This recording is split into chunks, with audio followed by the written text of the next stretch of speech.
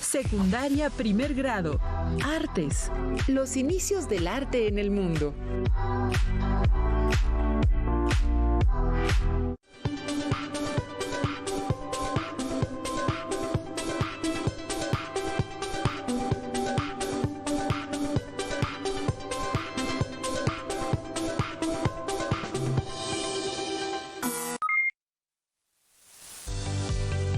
¿Qué tal, alumnas y alumnos de secundaria? Les damos la más cálida bienvenida a su regreso a clases, ahora en esta modalidad a distancia.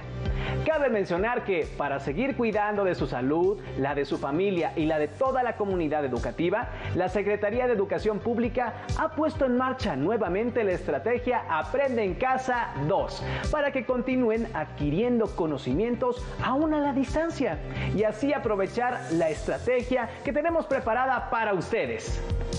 Le doy la más cordial bienvenida a la maestra Aimé Mendoza en esta sesión de artes. Maestra, ¿le parece que comencemos? Así es, muchas gracias. En esta ocasión les damos la bienvenida a las alumnas y alumnos de primer grado de secundaria, a los cuales les pedimos que se alisten para tomar su clase de artes, la cual lleva por título Los inicios del arte en el mundo.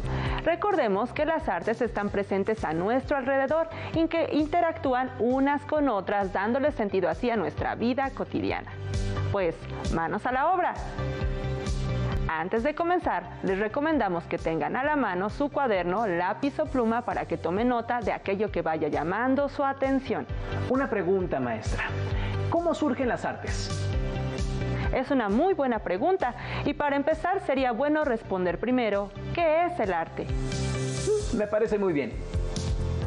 El arte surge como una manera de expresión, una creación que reúne elementos como el color, el movimiento, la forma para construir una manera de comunicar una idea o un sentimiento. Entonces el arte surge para comunicarnos. Sí, pero siempre desde el punto de vista del que lo crea, al que llamaremos artista. La mirada del artista dota a cada creación de un sentimiento e identidad propia, que busca conectar los sentimientos y las ideas del espectador de dicha creación. Entonces, al estudiar y más importante, al conectar con una obra de arte, puedo conocer cómo pensaban y sentían las personas que vivieron hace mucho tiempo. Eso que dices es muy interesante. El arte ha acompañado al ser humano durante toda su historia, lo que hace que estemos rodeados de él. Y, para entenderlo mejor, les pedimos a todos ustedes que están en casa que pongan atención en el siguiente video. Vayan tomando nota de todo lo que les llame la atención.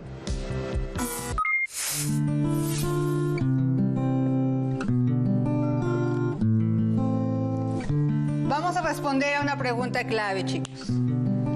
¿Dónde hay arte? En un museo. Sí, efectivamente. El arte lo podemos encontrar en los museos.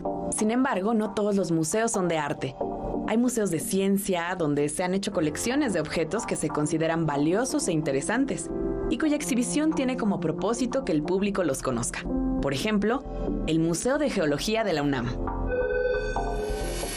Hay museos de historia, de antigüedades, de figuras de cera y del ferrocarril, de la electricidad, de economía, del auto, del rock, del fútbol y en fin, las posibilidades son infinitas.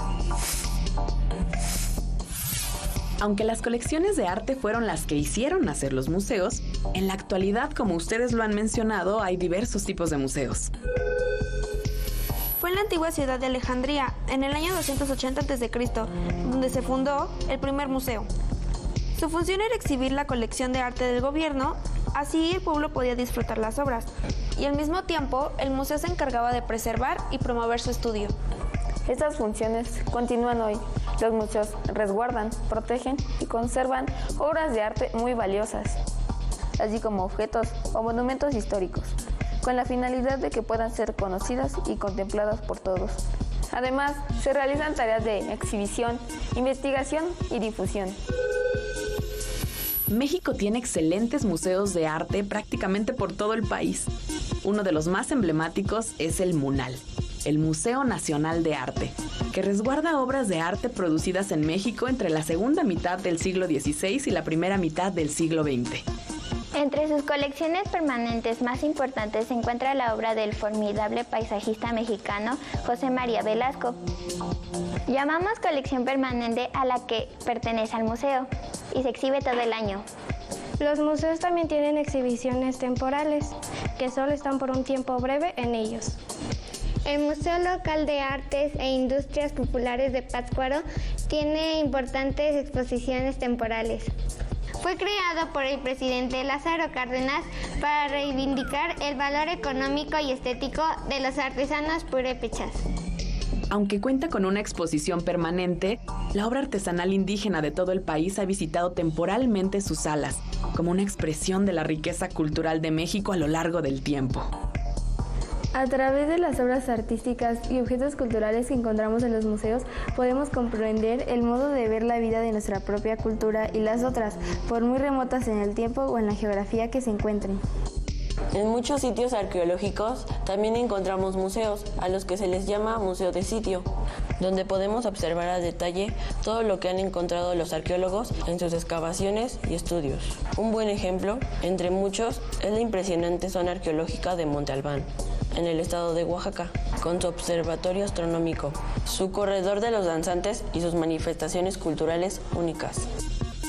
Con frecuencia el mismo museo puede ser una obra de arte. Es el caso de la Casa Museo Anahuacalli, cuyo edificio recuerda las formas de las ciudades antiguas de Teotihuacán y Palenque. Fue diseñada en la década de 1940 por el muralista mexicano Diego Rivera, para exhibir su colección de más de 60,000 obras de arte prehispánico. Actualmente también exhibe la obra del artista. Pero no solo encontramos arte en los museos, también hay galerías de arte donde, además de exhibir obras, se dedican a su venta. El mercado de arte es muy importante.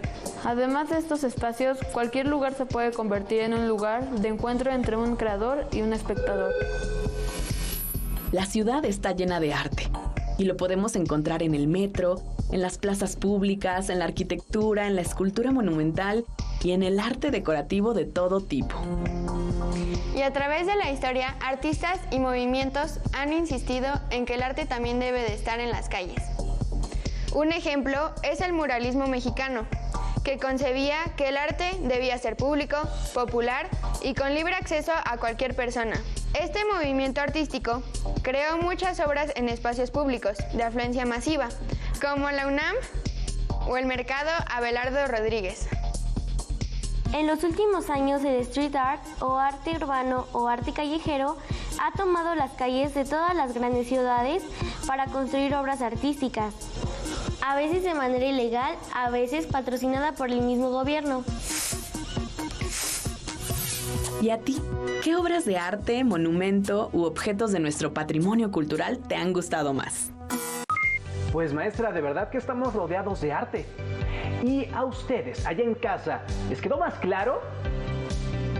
Hay que mencionar que estudiando el conjunto de obras y movimientos artísticos correspondientes a una época o a un país, podemos detectar ciertas características que definen el estilo y la cultura a la que pertenecen.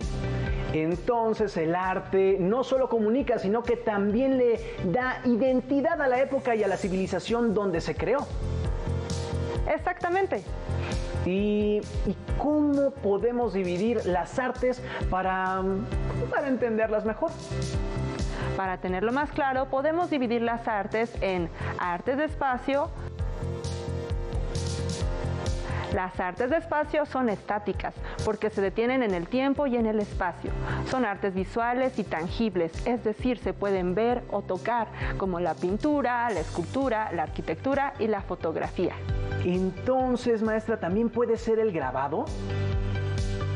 Así es, también el grabado pertenece al arte de espacio. Ahora continuemos con las artes de tiempo, que son más dinámicas, pues ocurren en un determinado tiempo en el que son escuchadas o leídas. Por ejemplo, la música, la poesía y la literatura. A mí me gusta mucho escuchar música. ¿Habría alguna otra forma de dividir las artes, maestra? Sí, por supuesto. Por último, tenemos a las artes de espacio y de tiempo, que son aquellas que se materializan y se aprecian en un tiempo y un espacio determinado, como el caso de la ópera, el cine, la danza o el teatro. Ahora me va quedando más claro, maestra. Suena muy emocionante. Así es. En las siguientes cápsulas podemos ver cómo el arte ha estado presente en la humanidad desde hace mucho tiempo. Tengan a la mano su cuaderno, lápiz o pluma para que tomen nota de aquello que les parezca interesante. La pintura es una de las artes más antiguas de México. Se cree que la pintura rupestre más antigua de América es la encontrada en la llamada Sierra de San Francisco, cueva de la península de Baja California, con 7.500 años de antigüedad. Las esculturas, a través de sus poses, rasgos y gestos, hablan de momentos de la historia nacional.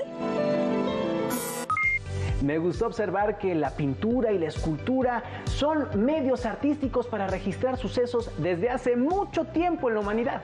Y allá en casa, ¿qué les pareció? Ahora les pedimos que reflexionen al respecto de la siguiente pregunta. ¿Cómo creen que se relacionan las producciones artísticas con la manera en que se representa la vida cotidiana de un lugar y época? Lo más importante es entender la importancia y el significado del arte en la historia de la humanidad. Pero yo tengo una duda, maestra. A mí me gustaría preguntar, ¿en qué época de la historia apareció la música? Los orígenes de la música se desconocen, ya que en su inicio no se utilizaban instrumentos musicales para interpretarla, sino la voz humana o los sonidos hechos con el cuerpo, como aplaudir o golpear con las palmas en las piernas.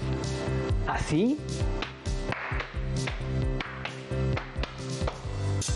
¿Ustedes en casa lo pueden intentar? ¡Qué buen ritmo!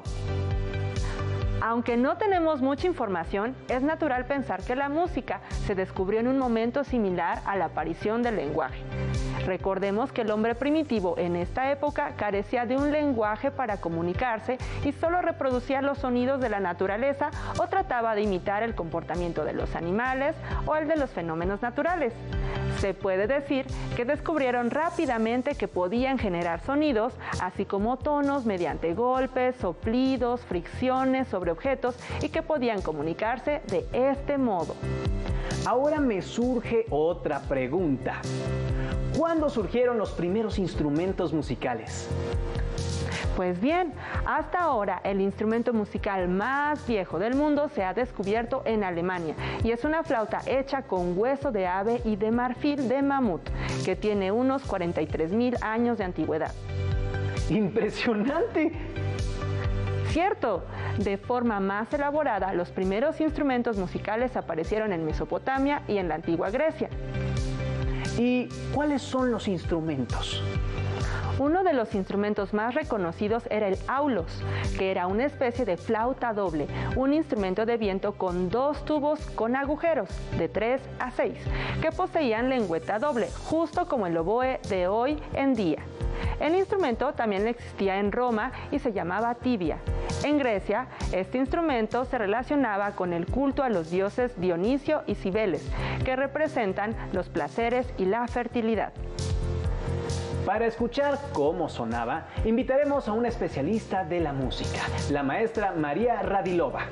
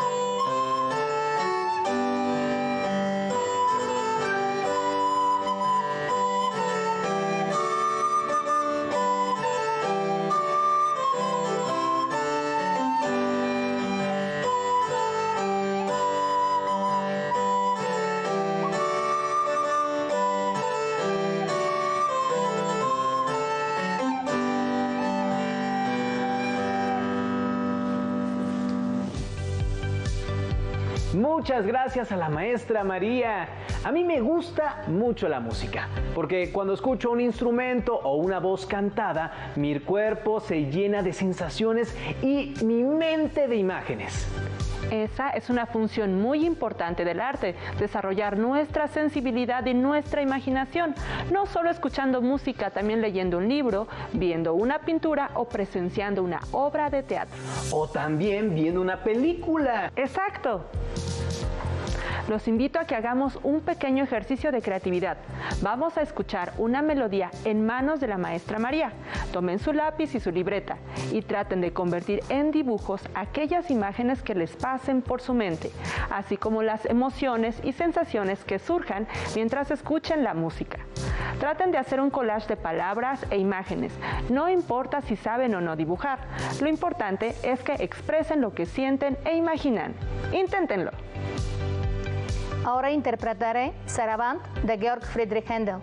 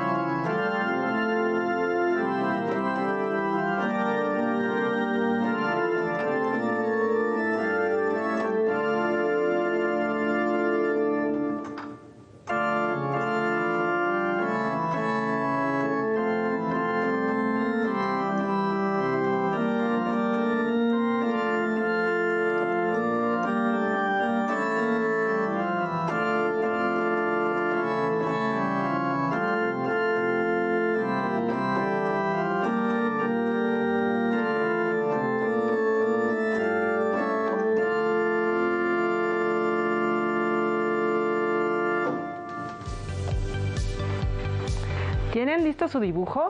¿Qué sienten cuando ven sus trazos?